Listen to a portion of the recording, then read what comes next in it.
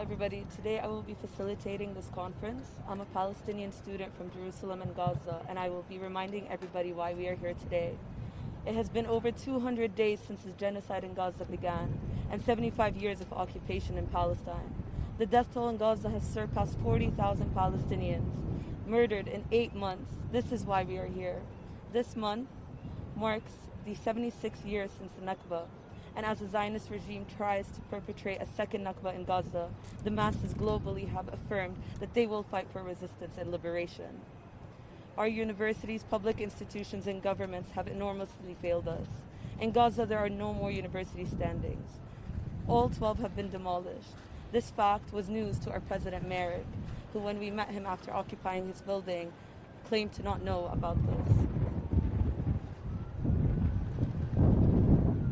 Now, with over 100 universities across the world holding encampments, the Student Front for Liberation of Palestine has made it clear that we will no longer tolerate injustice. This is about the values we hold to ourselves: justice, equity, and liberation for us all. We can't just talk about these ideals, we have to live them, breathe them, and fight for them. So let us make this crystal clear. We will not move, we will not be pushed aside, and we will not rest until our demands are met and the University of Toronto is held accountable. We will not be satisfied with any false solutions. We demand action, we want justice. Together, united as students, faculty, and staff, and the community, we will tear down the walls of this occupation by doing the most immediate thing this university can do, which is divesting. Together, we will build a future where justice and liberation prevail, and together, we will make sure that the voices of the oppressed are heard loud and clear. What they seem to keep failing to understand is, the more they try to silence us, the louder we will be. Thank you. Next, we wish to ground why we are doing this in our demands.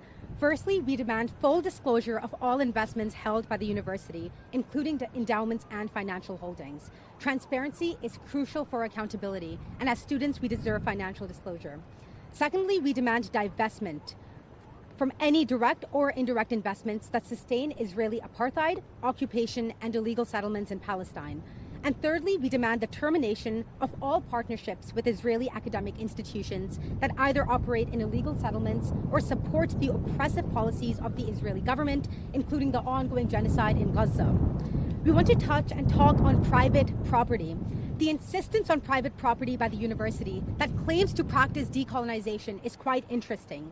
When UFT admins say that our university is UFT private property, they aren't wrong, but we as the members, as students, community members in this community are a part of that we.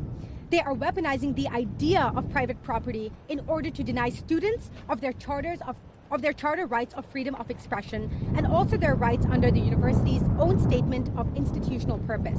They are basically contradicting the founding documents of the university. The UFT statement of institutional purpose states, and I quote, "The University of Toronto is dedicated to fostering an academic community in which the learning and scholarship of every member may flourish with vigilant protection for individual rights and a resolute commitment to the principles of equal opportunity, equity, and justice. Within the unique university context, the most crucial of all human rights are the rights of the freedom of speech, academic freedom, and freedom of research." Notions of safety are weaponized to protect settler interests, and we call this out. Our demands for financial disclosure and divestment are supported by and grounded in national and international laws. The University of Toronto is bound by both moral and legal responsibility to abide by provincial measures ordered by the ICJ. In addition to this, the Canadian government's parliamentary resolution to end arms trade and sales to Israel is something that the university must be held accountable to as well. Our ultimate goal is to urge UFT to be a leader in divesting from the oppression of Palestinians. We want this institution to listen to us, to acknowledge the gravity of the situation at hand, and to take meaningful steps toward justice. Divestment is achievable, it is necessary, it has been done before. UFT has divested from South African apartheid, from the Vietnam War, from fossil fuels, and all after student pressure. We hold them to divesting from Israeli apartheid. Hi, good morning everyone. Things are blowing around here, it's pretty windy. Hi everyone, my name is Erin Mackey. I am a current undergraduate student and I plan to graduate in June, and while being a student here has meant so much to me. I'm horrified that my tuition dollars are going towards funding this ongoing genocide. Yesterday, the University of Toronto released a statement in which it said, "We are currently focused on our responsibility for the health and safety and security of our students." But this administration seems to care very little about the health and safety of its Palestinian students, as Mayard Gertler and Sandy Walsh invest our tuition dollars in dropping bombs and aiding the Israeli military as they commit a live-streamed genocide. Imagine what it is like to know your investment in your education is being used to murder your friends and family and to take your land. If this institution cares about our public health, they can prove that by divesting our tuition money from slaughtering children and families from genocide and apartheid. To date, we have had 2 meetings with Vice Provost Sandy Walsh to discuss their concerns regarding sanitation, an issue this administration made difficult by locking down campus and blocking overnight access to washrooms.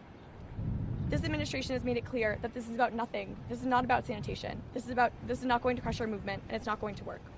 The university is mischaracterizing these conversations as constructive to the public and notes that they see a path forward. We are here to set the record straight.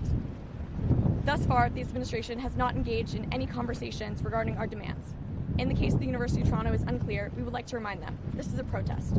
We are no longer interested in conversations, we are demanding commitments.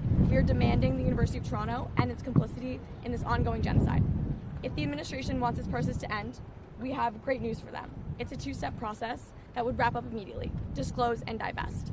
The University of Toronto has divested before. They divested from South African apartheid in 1988. They divested from fossil fuels in 2021, as students took their campus in printable protests for a better world, not unlike what we are seeing before us here today at the King's College Circle at the University of Toronto. As mentioned, the University of Toronto has refused as of today, the University of Toronto has refused to even mention the word Gaza in dozens of back and forth emails and correspondence. So we stand before you as members of the global student movement, reborn stronger than ever. We refuse to be silent while atrocities are being committed in our name, as those before us did with South African apartheid. We refuse to be complicit in the suffering of the Palestinian people and stand in solidarity with all of those people who are oppressed and resisting settler colonialism across the globe. If this administration thinks that they can threaten us by giving us the runaround over emails and in private conversations, they have something coming.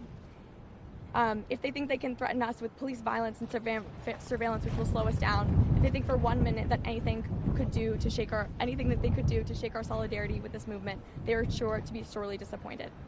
The students here today at this encampment have canceled summer plans, reorganized their schedules, and they are here.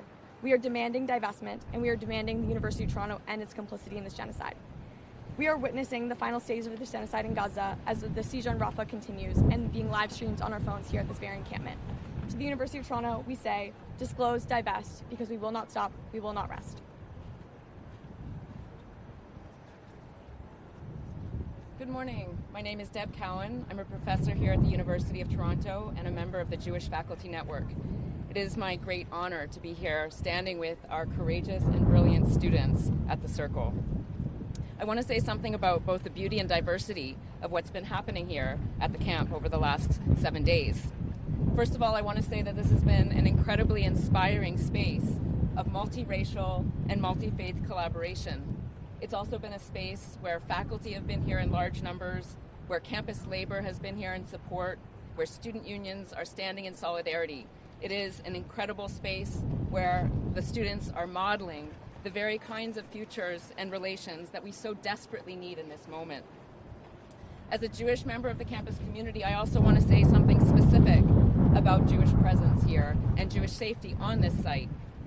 Jews are here in large numbers. Jewish students, Jewish faculty members, and Jewish staff have been coming, as well as Jewish community members. In fact, last week we had a beautiful Shabbat service just over here behind me, and we're planning another one here for this Friday. And I can tell you that Jewish students and Jewish faculty led in prayer, and our Palestinian colleagues and students and other members of the encampment from many different races and faiths stood together, shared in prayer, and shared in bread and ate challah, sometimes for the first time. And as we did, we also noted the hunger, the starvation that's happening in Gaza right now. Well, the incredible beauty that I've just outlined is just a fact. We have felt this, we have seen this, we have experienced this, and we are building this. I want to also raise a concern about the campus security that we've seen and the collaborations with TPS that my colleague, Professor Mayard, will talk about in just a moment. We have had absolutely beautiful relations on this site, no concerns, no incidents, no violence, and yet there is tremendous security and surveillance pointing inwards on the site. Any incidents that have happened that have caused any concern have been outside and as the result of counter-protests, and yet that surveillance and security points within. We have a question about that for our administration. I'll now pass it to my colleague. Thank you. Greetings. My name is Robin Mayard. I'm here as a faculty member of the University of Toronto. I'm here at the People's Circles camp that is student-led, supported widely by the U of T community, including hundreds of students who are present in here, and thousands of alumni and hundreds of U of T faculty, many of whom have been present daily on site. I myself have been present every day and witnessed the incredible way that the students organizing in this circle have both created and maintained a code of conduct and safety, including protection from racism and discrimination inside this camp.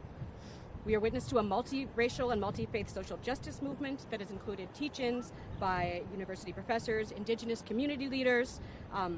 There's a library, and yet at the same time we know that Toronto Police Services is monitoring, with the consent and support of administration, the students who are taking part in this vital social justice movement. As my colleague noted, threats to safety have come largely from counter-protesters outside, come entirely from counter-protesters outside the gates. I personally witnessed a counter-protesting yelling racial epithets, and another telling an Indigenous woman who was talking about residential schools to go back home. As a scholar of policing and criminalization of racial justice movements, I also think it's important to name the real threat to safety that comes from policing and surveillance, particularly at the support and behest of the University of Toronto administration. Experts in digital and urban security on our campus have confirmed that Toronto Police Service are using audio and visual monitoring, night vision, to surveil the camp, to surveil their students, faculty, and staff on their own campus, likely including facial recognition technologies. Our legal and human rights scholars at the University of Toronto believe this form of policing likely contravenes human and labor rights and collective agreements for faculty, staff workers, and students, and also turns the university from a space of free exchange of ideas into a space of the criminalization of dissent that contravenes the purpose of the university. Surveillance brings enormous risks of racial injustice and violations of all students' rights, possibly endangering their safety both in the short and medium term. Universities have a responsibility not to inflict the known harms of policing, particularly surveillance technologies known for racial biases and human rights abuses, onto their diverse student body. Leading scholars, including many based at the University of Toronto, have shown how surveillance and surveillance technologies negatively impact marginalized communities in particular. The Ontario Human Rights Commission has documented that the impacts of racial profiling can have long-term and devastating impacts on people's lives. The profiling of Black, Indigenous, and Arab and other racialized communities can have impacts on our students' presents and futures, including impacts on their employment long after, in a place that's supposed to be setting them up for a future of viable employment.